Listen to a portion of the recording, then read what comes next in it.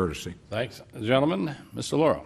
Thank you very much, Mr. Chairman. I'd like to focus, Mr. Secretary, my question on submarines and our national security, our military shipbuilding, and as I said specifically, submarines, critical investment for national security and for the economy of my home state of Connecticut. This is a yes or no question, Mr. Secretary. Do you agree that continued investment in the Department of Defense in submarine production is in fact critical to the United States national security and military readiness? Very critical. Okay, so yes, thank you, and we agree.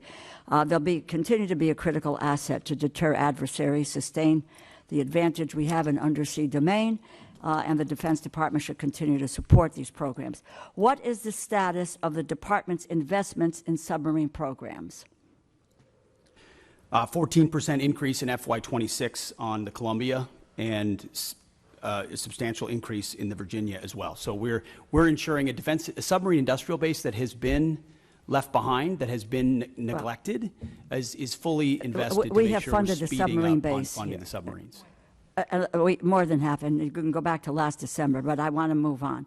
Do you know where our submarine production currently stands, and whether current production is sufficient to bridge the gap between current fleet size and projected need?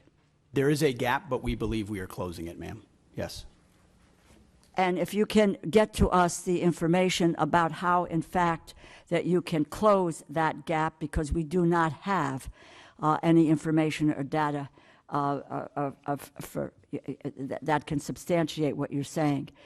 Your department's initial budget proposal includes incremental funding for the Columbia-class submarine.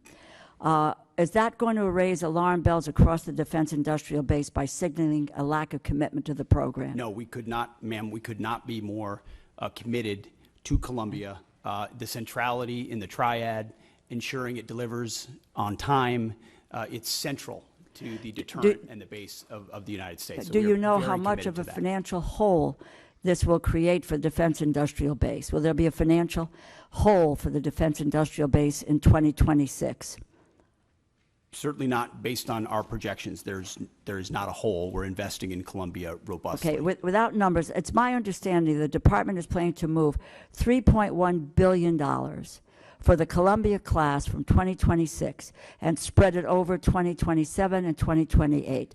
This creates a serious problem for industry in the short term and hampers shipbuilders' ability to reach an adequate production rate. Have you been in contact with Electric Boat or with Huntington Ingalls about your plans?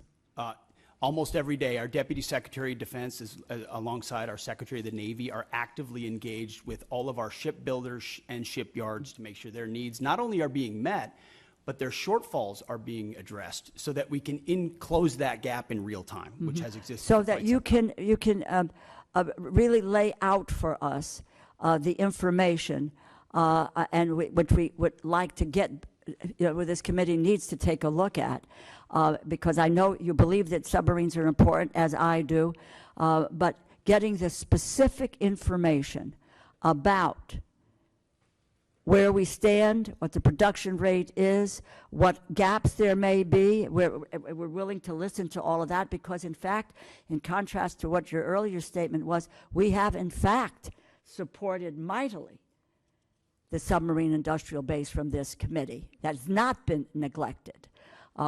Do you have a plan for making the investments necessary to ramp up submarine production to the necessary elections? I would just tell you, as part of the December continuing resolution, Congress included $5.7 billion for the department to put on contract for 2 additional Block 4 and 1 Block 5 Virginia-class submarines. The Navy advised members that these funds were required to be placed on contract by February of 2025, yet the department did not put funding for the 2 additional Block 4 boats on contract until April 30th. So do we have a plan, do you have a plan for making the necessary investments to ramp up submarine production to the necessary levels? And what is that plan? Ma'am, first of all, I want to thank this committee for the flexibility alongside FY25 and the continued Well, resolution. I would hope which you is would thank less- this committee for the a lot of funding that flexibility it provided had on the made. submarine We industrial have made a base, and we appreciate serious that. investment. So your first statement is inaccurate.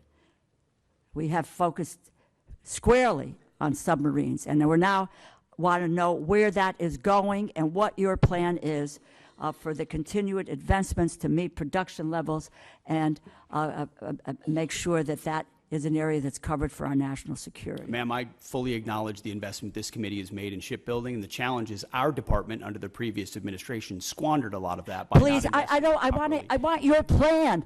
Our- I've had difficulties with the prior administration, and I don't mind calling them out. What is your plan for the future? Can we get that in writing and on paper so that we know where you're going? Because we don't have anything today. We have zip, nada, and knowing where you're going. You can talk percentages, you can talk about whatever you want, but unless this committee sees dollars and cents and where you're going and what your plan is, then we may reconsider what you need to do to go forward.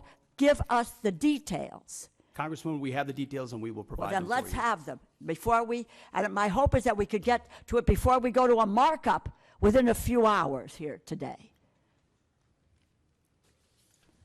I yield back my time, Mr. Chair. Gentlelady yields back her time. The Dean of the House, Chairman Rogers. Thank you, Mr. Chairman. Welcome, gentlemen and lady.